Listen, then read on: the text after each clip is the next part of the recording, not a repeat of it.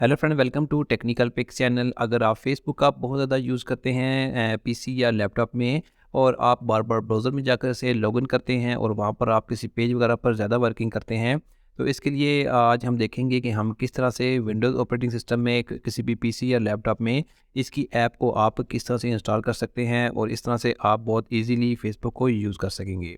तो इसके लिए आपने क्या करना है कि सबसे पहले आपने माइक्रोसॉफ्ट स्टोर ओपन करना है। जैसे कि मैं यहाँ से माइक्रोसॉफ्ट ओपन करता हूँ और इसके बाद आपने सर्च बार में जाकर यहाँ पर आपने फेसबुक टाइप करना है। जैसे कि मैं यहाँ पर फेसबुक टाइप करता हूँ, उसके बाद आपने एंटर बटन प्रेस करना है।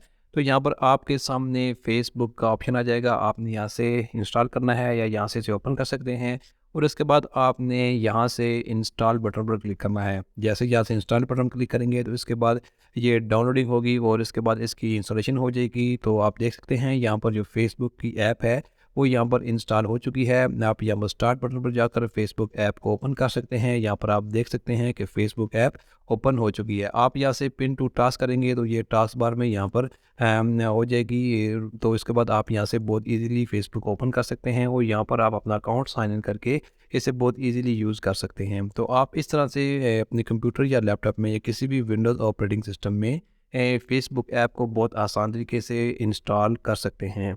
Thanks for watching this video.